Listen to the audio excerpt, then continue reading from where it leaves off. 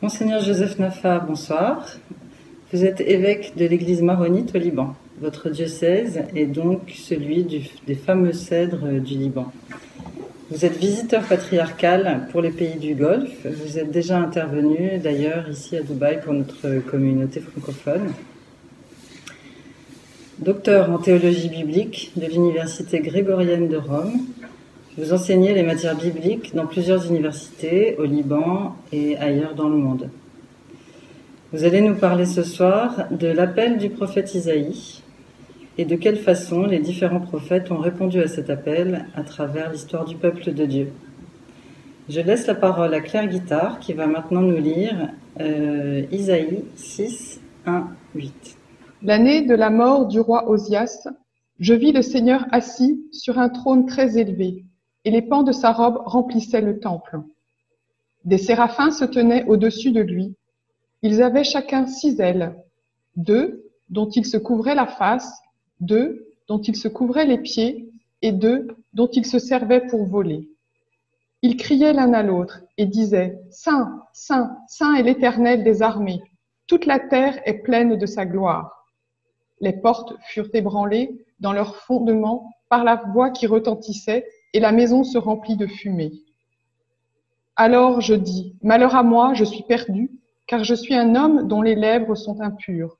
J'habite au milieu d'un peuple dont les lèvres sont impures, et mes yeux ont vu le roi, l'Éternel des armées. Mais l'un des séraphins vola vers moi, tenant à la main une pierre ardente qu'il avait prise sur l'autel avec des pincettes. Il en toucha ma bouche et dit, « Ceci a touché tes lèvres, ton iniquité est enlevée et ton péché est expié. » J'entendis la voix du Seigneur disant, « Qui enverrai-je et qui marchera pour nous ?» Je répondis, « Me voici, envoie-moi. » Merci bien. Même si vous voudriez laisser le texte, ou si vous me donnez la possibilité de faire un share screen, je peux mettre le texte, le mien. Bon. De temps à autre, je pense, la présence du texte devant nos yeux va nous aider à mieux le lire. Ça va? Bien. Alors, je vais le remettre. Oui, pourquoi pas. Alors, attendez, il faut que je le retrouve. Faites tranquillement. J'ai choisi ce texte, cette vocation prophétique, non pas seulement pour faire la connaissance d'un texte biblique qui est un texte des prophètes, un des plus fameux, le prophète Isaïe, mais plutôt parce que, comme le pape Jean-Paul II a appelé les chrétiens du 3e millénaire à devenir les prophètes de ce moment de notre histoire. Effectivement, chaque baptisé est le prophète du 3e millénaire. Et là, nous ne parlons pas vraiment un langage poétique. Ce n'est pas vraiment quelque chose de sentimental, être prophète du 3e millénaire, mais plutôt c'est une grande réalité. Regardez, oui, nous sommes prophètes pour la société qui est devenue de plus en plus une société, on l'appelle laïque ou bien un peu éloignée de l'Église. Nous sommes appelés à témoigner de notre foi devant le monde. Mais la chose est beaucoup plus pertinente. C'est dans notre foyer, c'est dans le sein de notre famille, avec nos frères, avec parfois nos parents. Mais surtout, je pense à nos enfants, que nous voudrions vraiment élever par la foi chrétienne, et eux, nos enfants qui sont bien élevés, vont nous poser des questions.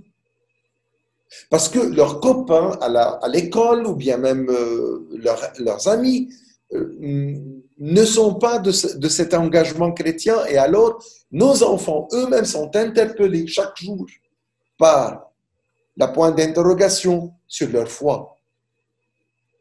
Et nous devons être prophètes devant eux, leur transmettre vraiment la parole et comment le faire.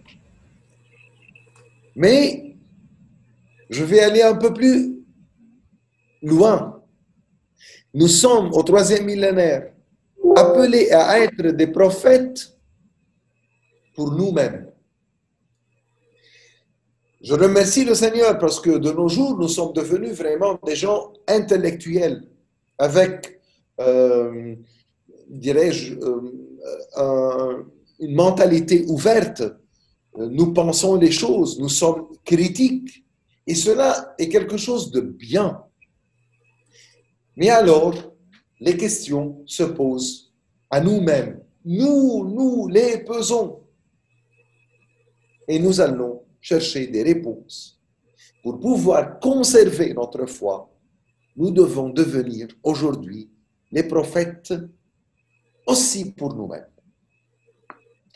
Voyons voir alors Isaïe, comment il était appelé par le Seigneur et qu'est-ce qu'il a fait. Ainsi, nous pouvons, à son exemple, devenir l'Isaïe du 3e millénaire. Regardez, chers amis, chaque vocation dans la Bible, chaque vocation, surtout prophétique, dirais-je, est faite de 5 étapes, de 5 points, 5 idées. Très simple. Tout d'abord, afin que le Seigneur appelle quelqu'un, il doit se présenter à cette personne-là pour ouvrir une discussion avec lui. Effectivement, cela se voit au début, 6, verset 1, l'année de la mort du roi Osias. Je vis le Seigneur. Alors, le Seigneur se présente. Dans ce texte-là d'Isaïe, cette présence du Seigneur est une certaine apparition, même surnaturelle. Dans d'autres livres prophétiques, comme Ézéchiel, non, la présence du Seigneur dans la vocation d'Ézéchiel se fait par la Bible elle-même. Ézéchiel était en train de lire la Bible à un certain moment. Il a entendu la voix du Seigneur au fond de son cœur. Il ferme le livre, il commence à méditer et il sent qu'il est appelé. Alors le Seigneur peut se présenter à nous à maintes reprises et par maintes moyens, soit par des moyens surnaturels comme celui d'Isaïe, soit vraiment par notre vie spirituelle de prière et de méditation. Et même, j'espère, que pour quelqu'un d'entre vous, dans des rencontres comme celle-là que je fais maintenant, la parole du Seigneur pourrait arriver dans son cœur. Il se sent appelé d'une manière ou d'une autre. Alors, le premier point, c'est une présence divine. Au moment où le Seigneur se présente, il va présenter un message. Il va demander une certaine mission, il va appeler à une certaine mission. Mais n'oubliez jamais que dans la Bible, tous les prophètes ont tout d'abord refusé. Le 3e point de la vocation est toujours le refus. Regardez, ce n'est pas par le péché du prophète ou par un manque de foi ou je ne sais pas quoi, non. Le prophète refuse parce que la mission à laquelle il est appelé est une mission vraiment tellement difficile de sorte qu'elle dépasse les moyens humains. Et alors le refus prophétique est toujours un refus de conscience, de sentiment de responsabilité, comme s'il est en train de dire au Seigneur, regarde Seigneur, oui, j'aimerais vraiment te rendre service, mais je ne me trouve pas capable de le faire. Je ne voudrais pas gâcher ta mission. Allez chercher un autre. Cela se trouve au verset 5, qui se trouve devant vous. Alors je dis, je suis perdu, car je suis un homme dont les rêves sont durs. Et alors, le refus d'Isaïe que nous trouvons au verset 5 est à cause de sa propre faiblesse. Je reviendrai.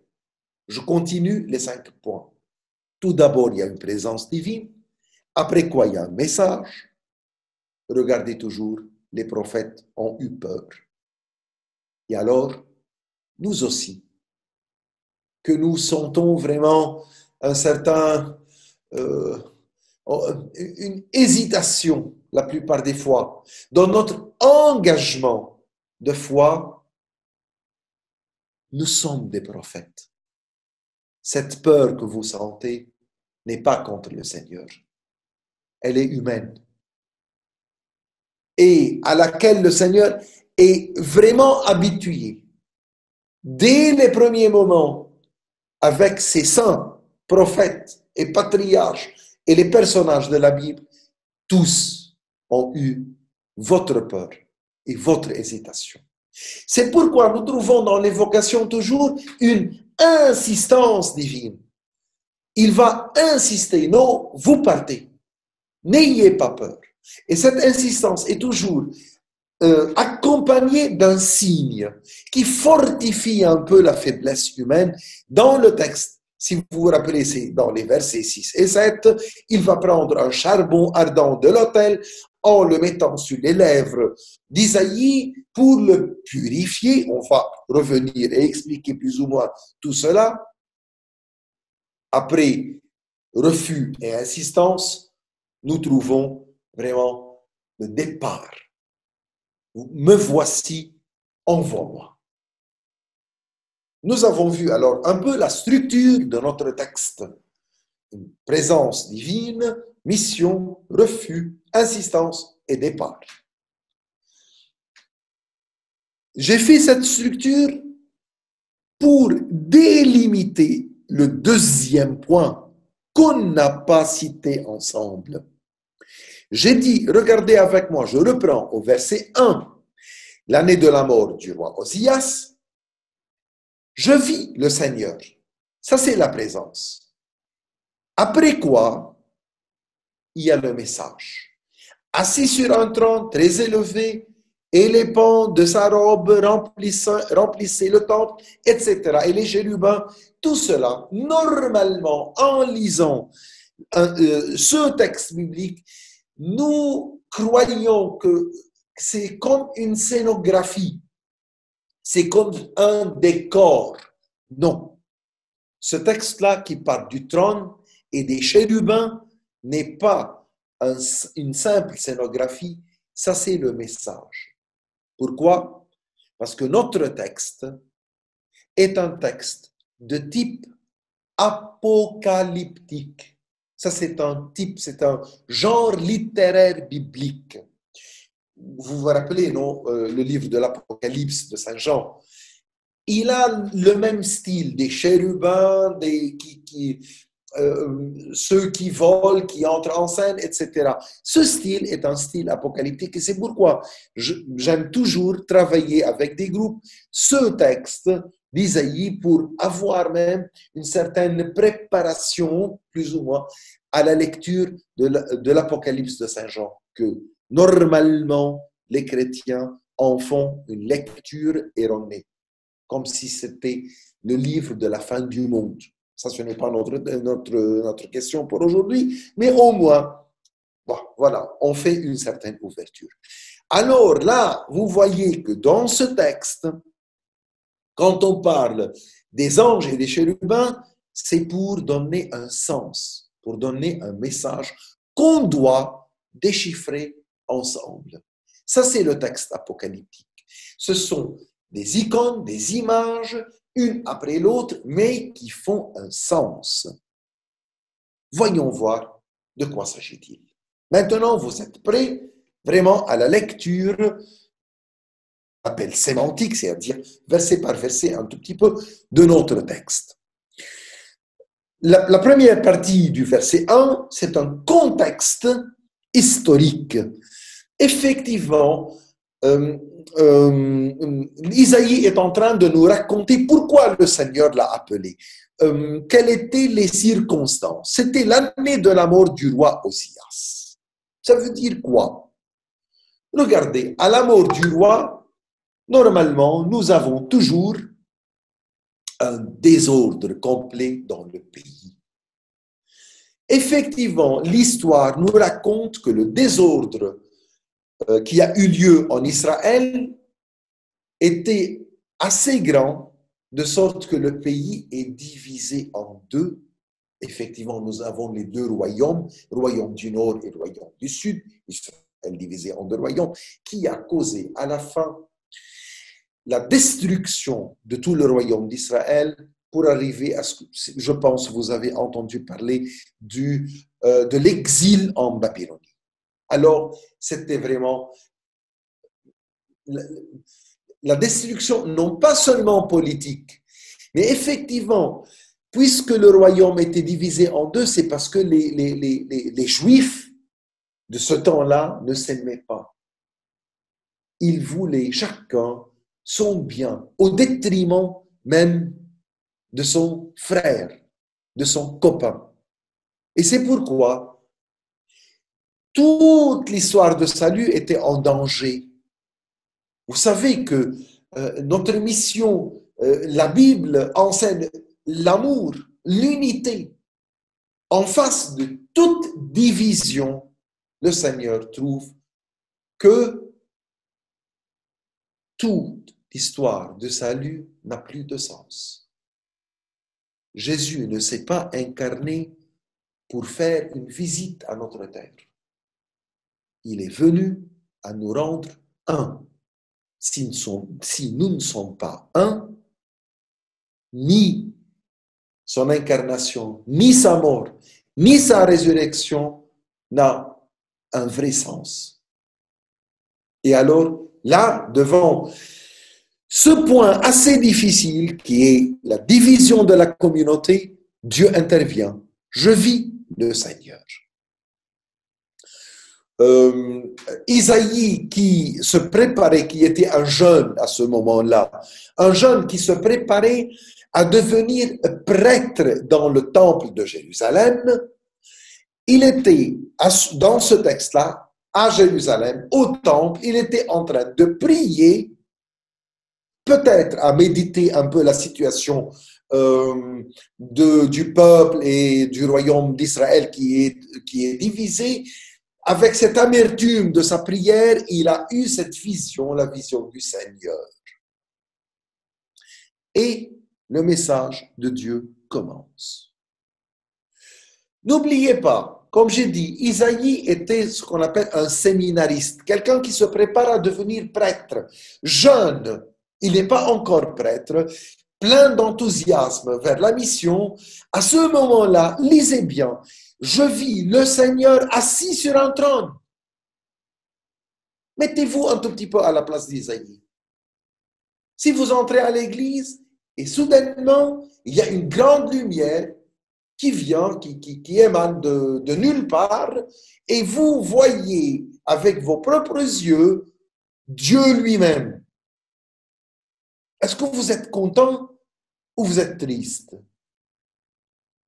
N'oubliez pas, Isaïe est un séminariste, quelqu'un qui se met pour la consécration complète au Seigneur. Naturellement, il doit être plein de joie. J'ai vu le Seigneur. Mais en continuant la lecture, après un seul mot, Isaïe va être plein de tristesse. Regardez pourquoi. Je vis le Seigneur. Assis sur un trône, c'est très bon. Très élevé. Là, c'est le problème. Et alors, il a vu le trône élevé vers le plafond. Et le plafond du quoi? Du temple, très élevé. Dans le Manté de l'Ancien Testament, ça, ce n'est pas naturel. Parce que si vous vous rappelez, dans l'Ancien Testament, Dieu habitait dans le temple et pas au-dessus. Il habitait au Saint des Saints. Hein? Vous vous rappelez cette chambre où il y avait l'Arche de l'Alliance? Alors, une chambre qui se trouve au même niveau vraiment de la vision humaine. C'est en regardant en face qu'on doit trouver Dieu. Quel est le sens que ce Dieu maintenant est sur un trône très élevé, tellement élevé des saints des saints, tellement élevé de l'Arche de l'Alliance? C'est-à-dire, Dieu n'est plus dans le Saint des Saints, n'est plus dans l'arche de l'Alliance. Et alors, facile, Dieu a quitté le temple. Il ne veut plus y rester. Et pourquoi? Et là, nous avons tout notre texte. Pourquoi? Parce qu'il faut comprendre un peu dans la mentalité de l'Ancien Testament, pourquoi est-ce que Dieu a choisi la ville de Jérusalem pour y habiter? Est-ce que vraiment la ville de Jérusalem est une ville spéciale? Non. Non, non, non. Si nous connaissons bien l'Ancien Testament, elle n'avait rien de spécial. Alors pourquoi Jérusalem? Parce que Jérusalem était la capitale. Parce que Jérusalem était la ville qui se trouve au centre du pays. C'est pourquoi Dieu a choisi le centre, pour dire, je veux habiter au milieu de mon peuple. Voilà. Alors, le temple de Jérusalem est temple parce qu'il est au milieu. Au moment où le royaume est divisé en deux royaumes, nord et sud, où est-ce qu'il est le milieu? Il n'y a plus un milieu, il y en a deux. Regardez, si on a deux milieux de chacune des royaumes, où est-ce que Dieu veut habiter? Au nord ou bien au sud? Il ne peut pas choisir. Il ne peut pas préférer. Dieu doit habiter au milieu des deux. Il n'y a pas de milieu des deux. C'est pourquoi Dieu, cette vision est la suivante. Isaïe, le jeune prêtre, a vu le Seigneur errant, qui a quitté son pays, qui n'a plus de maison. Il est devenu réfugié. Et là, le message. Si vous n'êtes pas unis, Dieu ne peut pas rester parmi vous. À chaque fois que dans la communauté paroissiale, il y a une division, regardez, Isaïe est en train de vous dire, n'allez plus prier. Pourquoi? Parce que vous n'allez pas trouver un Dieu même dans le tabernacle. Il a quitté. Il ne peut pas. L'unité est une condition nécessaire afin que Dieu reste parmi vous. Même si dans le tabernacle, Jésus restera toujours parce qu'il est dans l'Eucharistie, mais il ne peut pas répondre à votre prière. L'union est nécessaire.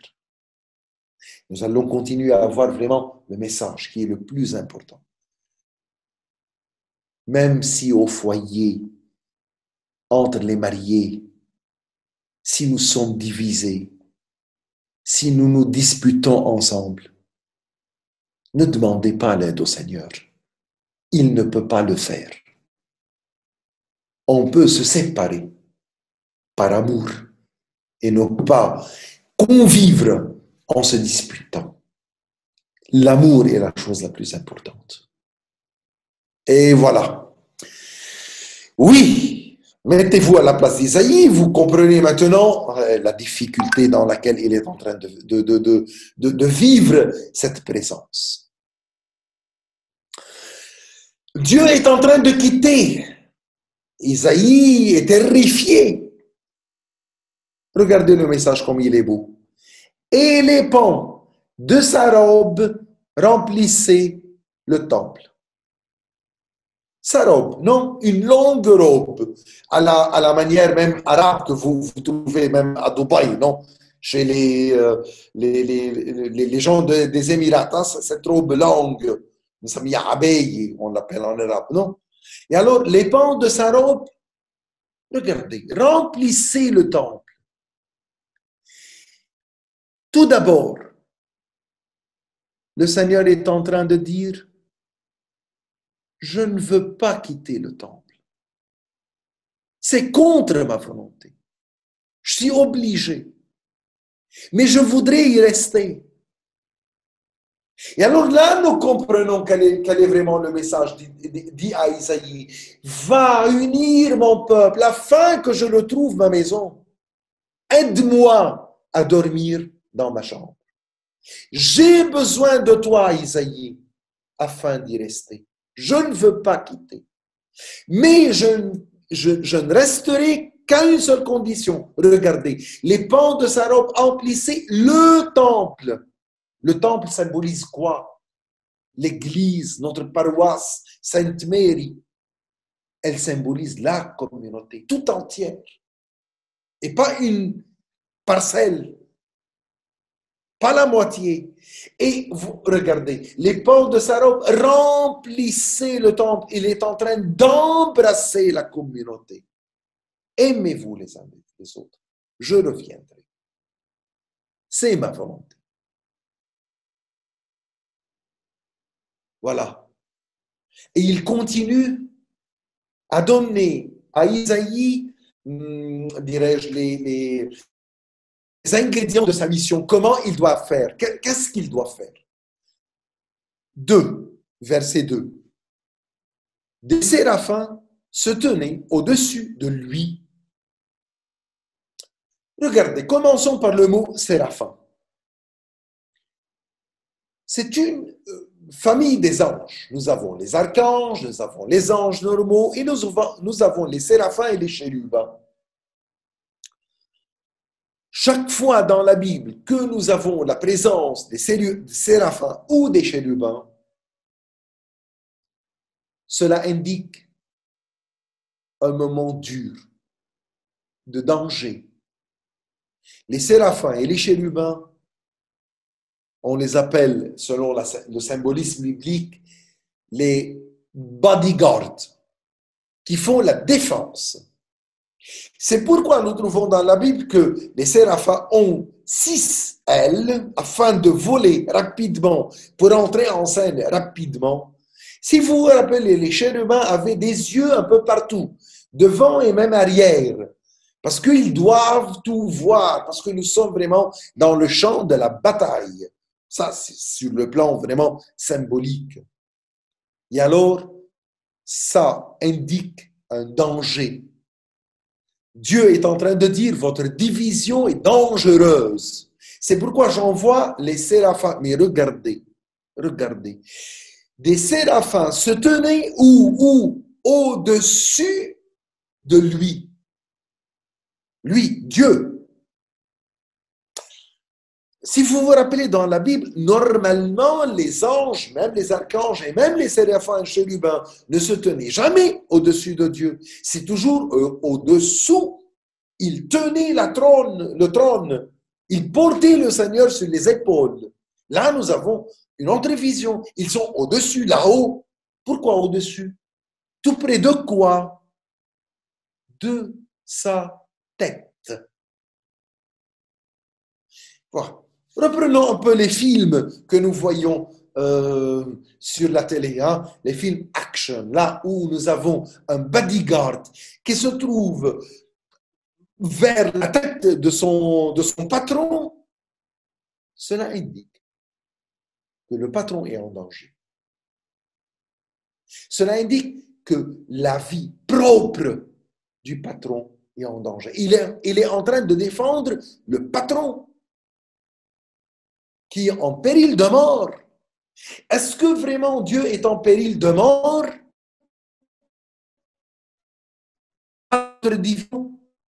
Comment? Regardez, je ne parle pas vraiment de la mort de Dieu en tant que être divin. Ce n'est pas une idée dogmatique, mais plutôt une idée missionnaire. Je vais expliquer. Le Seigneur est Seigneur parce qu'il est amour, parce qu'il est Père. Dieu est Père parce que nous sommes ses enfants.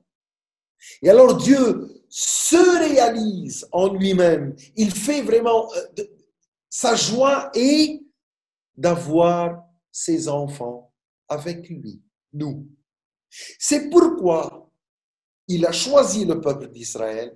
C'est pourquoi il a choisi chacun d'entre nous afin d'être missionnaire pour apporter les gens vers la foi en Dieu. Très bien. Mais si nous sommes divisés, est-ce qu'on pourra jamais annoncer la bonne nouvelle? Appeler les gens? À quoi? Imaginez un peu, si nous allons même vers nos enfants à la maison, leur dire, regardez, vous devez aimer le Seigneur. Pourquoi? Parce que Dieu nous a enseigné l'amour. Nos enfants vont nous dire, mais regardez, aimez-vous les uns les autres avant de venir nous dire votre mission. Même ceux qui sont en dehors de l'Église, si on va les appeler vraiment à être avec nous, parce que notre Dieu est amour, s'il ne touche pas un amour réel que nous sommes en train de vivre les uns avec les autres, nous, les croyants et les membres vraiment de la communauté, comment faire? Notre mission ne pourra jamais avoir un succès.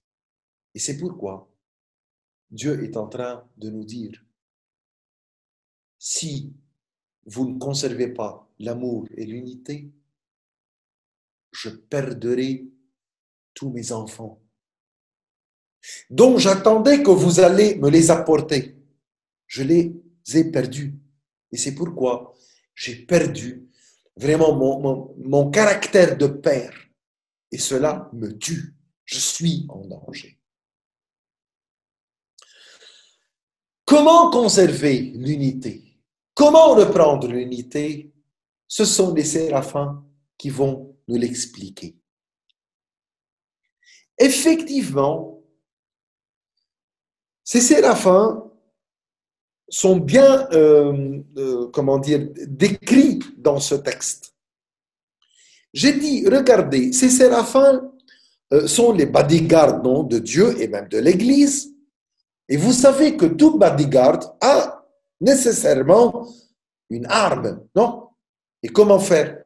Comment faire sa mission s'il n'est pas armé d'une manière ou d'une autre? Si nous regardons notre texte, nous ne trouvons pas d'armes entre les mains de ces séraphins autres à ces 6 ailes.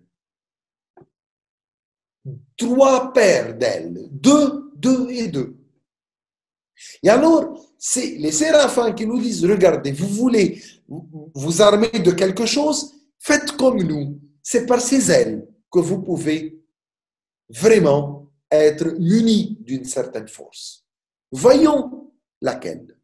Il dit, ils avaient chacun 6 ailes, 2 dont ils couvraient la face, 2 dont ils couvraient les pieds, et 2 dont ils se servaient pour voler. Et j'explique cela, je pense, et je termine. On aurait travaillé 2 versets, mais vraiment, ça c'est le point le plus fort. Voyons voir le symbolisme de ces 3 paires. Par 2, ils couvrent la face. Pourquoi? Regardez, dans la Bible, c'est quelque chose de naturel. On se couvre la face quand on est en présence du Seigneur. Pourquoi? Parce que Dieu est une lumière éblouissante. Regardez, c'est pourquoi quand vous entrez, même aujourd'hui à l'église, normalement on fait la signe de croix et puis on s'incline un peu.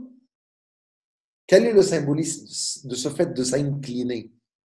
C'est dire à Dieu, tu es éblouissant, tu es vraiment très fort, une lumière forte. Pourquoi Dieu est lumière? Parce qu'il est le Tout-Puissant. Parce qu'il est vraiment le Créateur. Il a donné vie à tout. Il a donné existence à toute chose. Pourquoi Dieu est lumière? Parce que c'est lui qui dit la vérité, qui annonce la vérité. Pourquoi il est lumière? Parce qu'il est ressuscité parmi les morts. Si vous avez fait attention, en expliquant ce fait de se couvrir la face, j'ai récité le credo.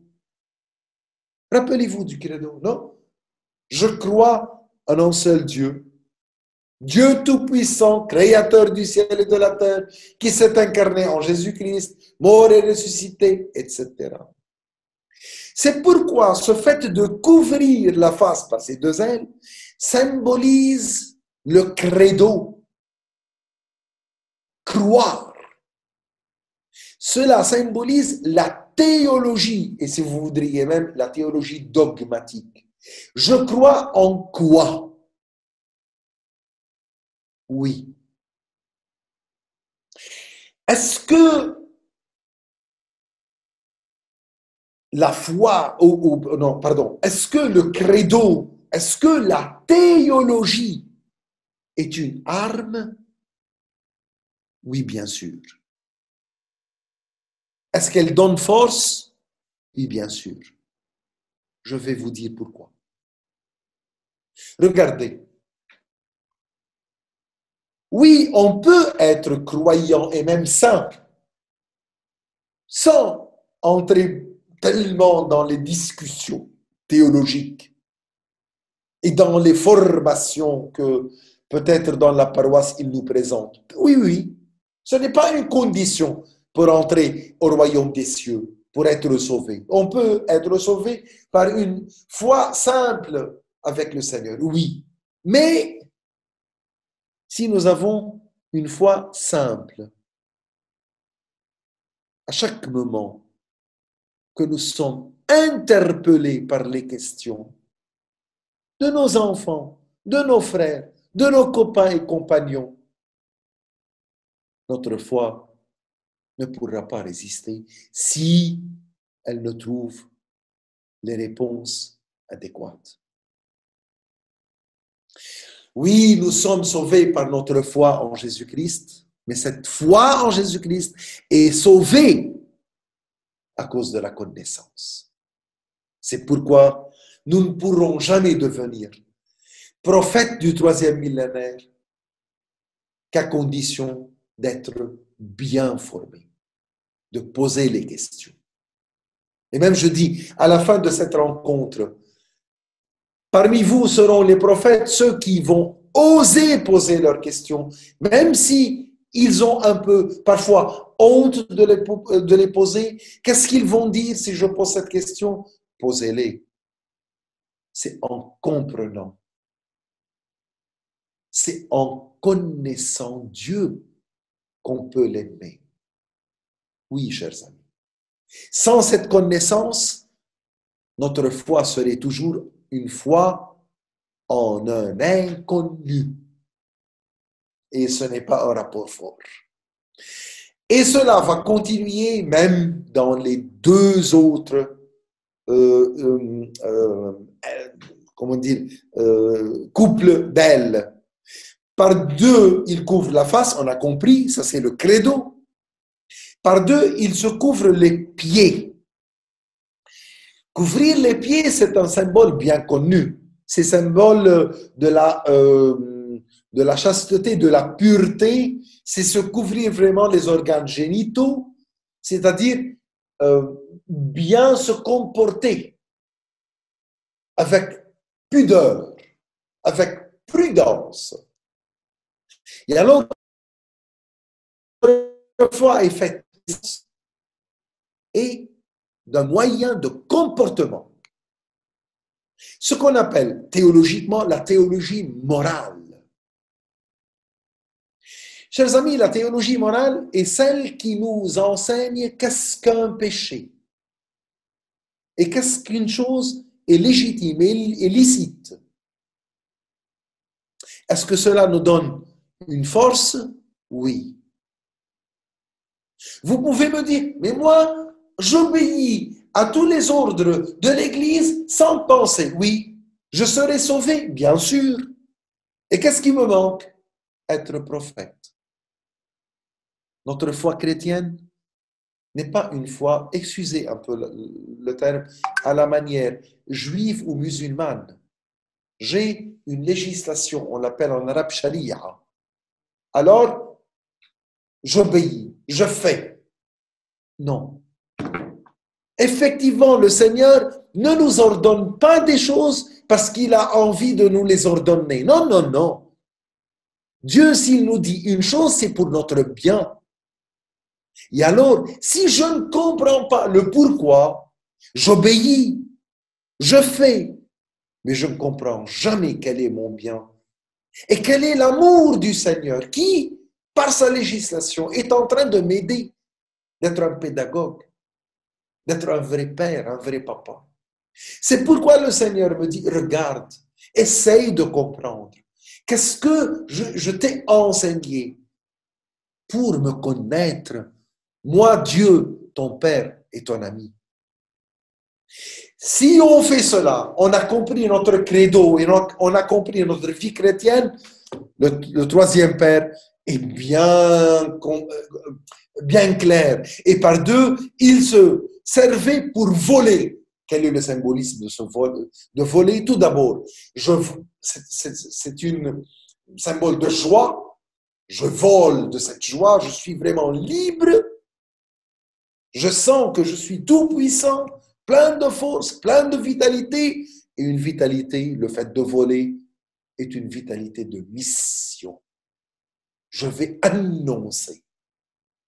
Et là, je termine en vous disant comment faire une mission.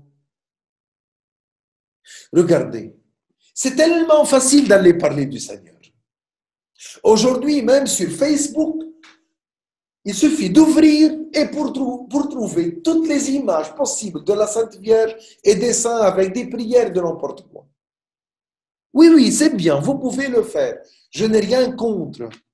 Mais ici, au moins, le texte est en train de nous enseigner quelque chose de beaucoup plus fort. Si vous êtes en train de voler, vous êtes des missionnaires. Si vous êtes plein de joie par votre foi, plein de puissance par votre foi, plein de liberté par votre foi, vous n'êtes pas obligé même de dire un mot. Parce que tout le monde va vous demander, racontez-nous, comment est-ce que vous pouvez vivre comme ça? Votre attitude n'est pas une attitude normale dans la vie. Effectivement, par cette joie de la foi, nous sommes, par la joie de la foi, le miracle du troisième millénaire. Notre monde est assoiffé de cette joie et de cette liberté qu'il cherche partout, à gauche et à droite, sans pouvoir la trouver. Si en Jésus-Christ, nous arrivons à ce fait de pouvoir voler par la joie, nous sommes les prophètes et les missionnaires et nous sommes les saints les plus aimés par le Seigneur comme il était Isaïe. Je vous remercie pour votre temps et je laisse à vous le moment de me poser des questions si vous voudriez. Merci, merci Monseigneur. Pour l'instant, nous n'avons pas eu de questions, mais j'invite tous les participants à vous interroger directement s'ils le souhaitent. On peut enlever le texte pour se voir mieux. Voilà.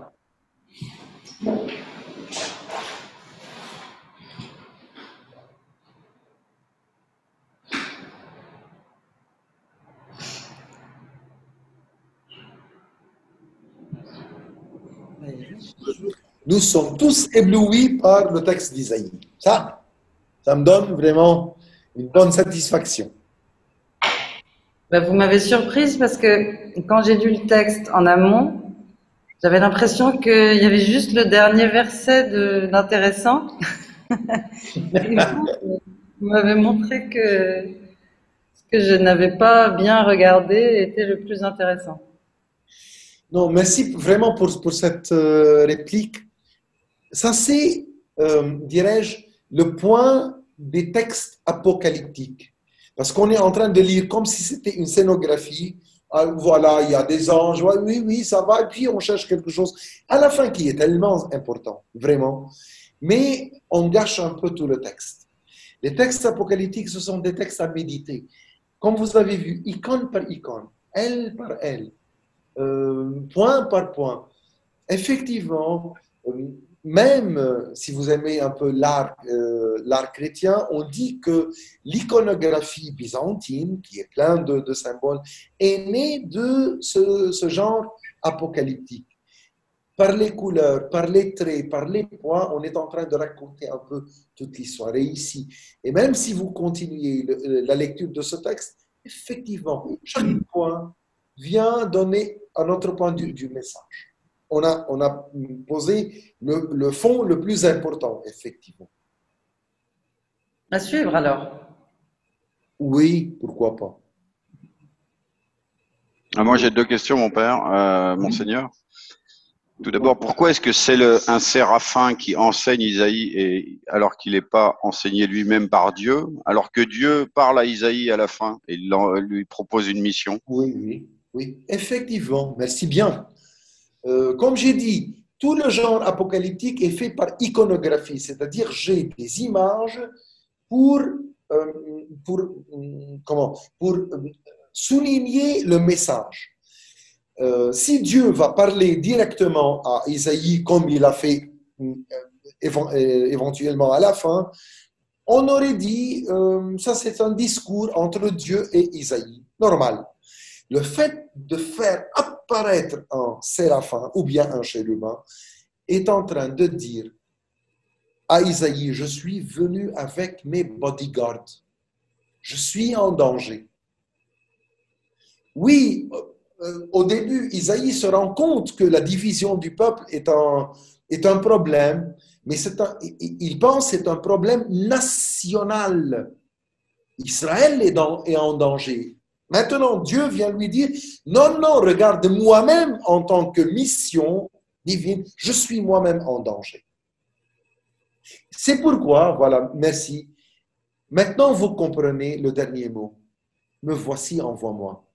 Ce dernier mot est important parce que Isaïe connaît très bien. Aller faire une mission dans un royaume divisé politiquement, il va lui coûter la vie. Effectivement, Isaïe est mort en martyr. Il était coupé en deux. Parce que les politiciens n'ont pas accepté une mission Mais, alors maintenant vous comprenez, Isaïe est en train de dire au Seigneur, si toute ta mission est en danger, à quoi bon rester à la maison? Si tu meurs, Dieu, je perdrai la vie. Je préfère perdre la vie en essayant de sauver la mission. Pardon, je n'écoute pas. Vous êtes mute. Oui, alors j'avais une deuxième question. Vous m'entendez, monseigneur? Oui. Ce qui est curieux également, enfin pour moi, c'est que Isaïe est pardonné avant même d'avoir accepté la mission. C'est-à-dire que ton iniquité et ton péché est expié et ton iniquité est pardonnée. Alors même qu'il n'a pas encore répondu. Merci bien. C'est généreux quand même. C'est généreux et c'est fort. Parce que, oui, c'est fort. Comme j'ai expliqué au début, le refus d'Isaïe par manque de foi. Non. Isaïe est en train de dire au Seigneur, Seigneur, toi tu es en train d'appeler quelqu'un à remettre l'union entre le peuple. Mais si tu regardes mon cœur, je ne suis pas vraiment celui en union complète avec les autres. Moi-même, je suis de ce parti politique et non pas de l'autre. Il dit au Seigneur, moi-même, j'ai participé d'une manière ou d'une autre à cette division. Est-ce que je suis vraiment à la hauteur d'y répondre? C'est pourquoi, regarde, au moment où on se rend compte de notre péché, nous sommes pardonnés. Le Seigneur n'attend pas quelque chose pour nous pardonner.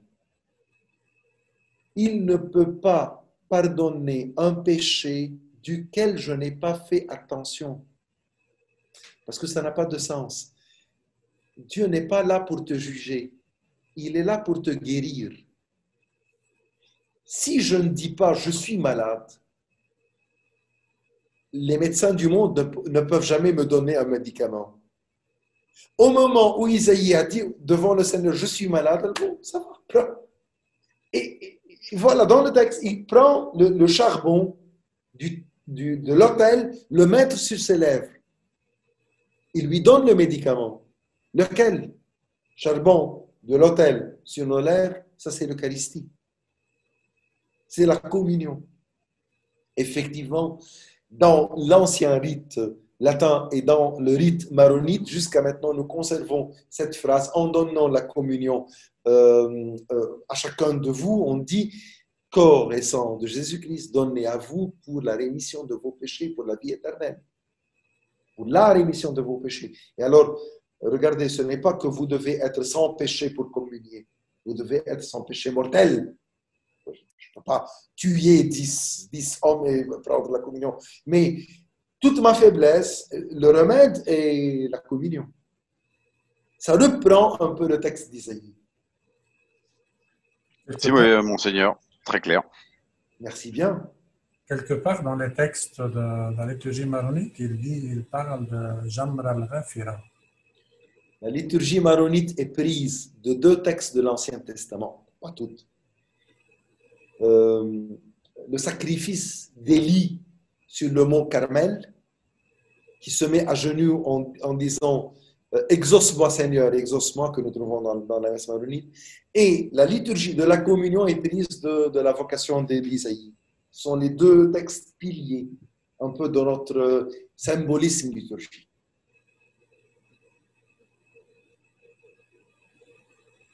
Toi qui es maronite, hein, n'oublie pas.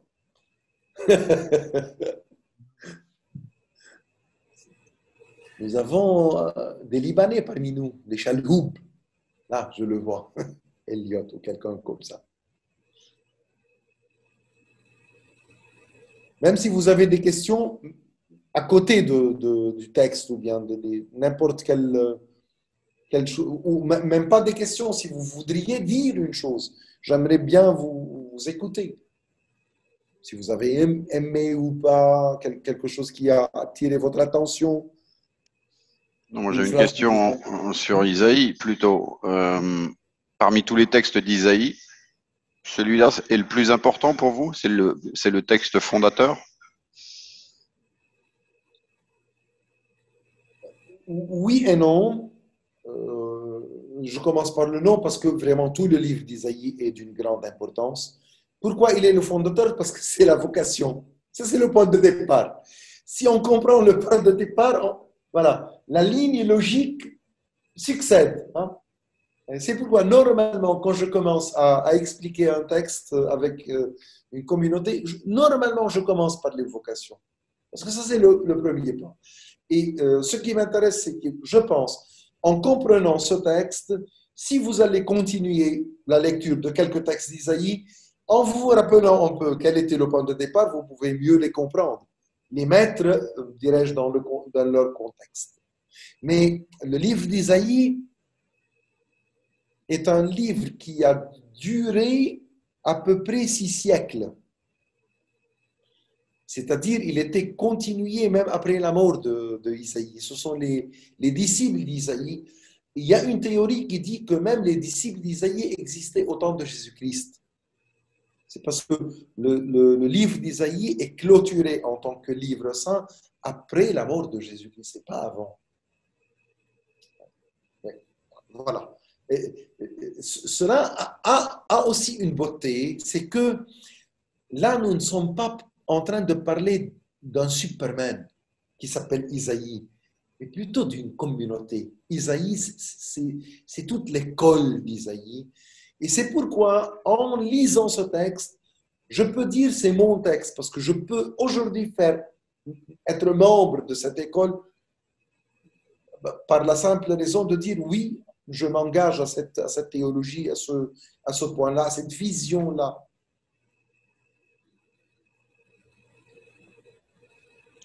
Merci, Monseigneur. Merci à vous. Et voilà, nous y sommes. C'est toujours très intéressant. Tu nous séduis, Monseigneur. Allah khalik, merci bien. Si vous voudriez, je peux clôturer avec une idée finale. Ça va? Ça va, Pertanos? Oui, d'abord, merci à tous, à vous tous de participer, parce que plus vous demandez, plus on trouvera le moyen de vous rassasier. Espérons que vous aussi de pouvoir encourager les autres à participer à d'autres rencontres dans les prochains mercredis qui viennent. Monseigneur, comme toujours, merci beaucoup, tu nous enrichis, tu nous aides à voir plus largement, à regarder hors de nos petites possibilités de voir. Et généreusement, tu mets entre nos mains ce que tu as acquis en dépensant de longues années de formation. Toi aussi, nous sommes bénis de vous avoir parmi nous. On peut conclure, si vous n'avez plus rien, avec la bénédiction de Monseigneur.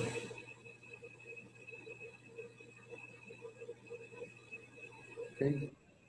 Moi, je voudrais dire, comme j'ai tiré par les questions, que la force que Isaïe a eue, c'était vraiment ce charbon ardent qu'il a pris, que l'ange a pris de l'autel en le mettant sur les lèvres d'Isaïe, et j'ai bien expliqué, ça c'est l'Eucharistie.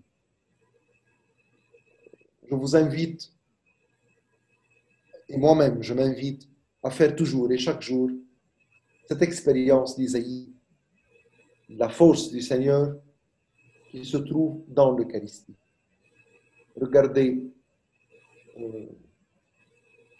on peut tout expliquer du Seigneur, tout expliquer du credo, comme on a vu dans le texte, tout expliquer vraiment de la législation du péché, ce qui est juste, ce qui est faux. Tout est logique, mais dans notre foi, il y a quelque chose qui est au-dessus de la logique.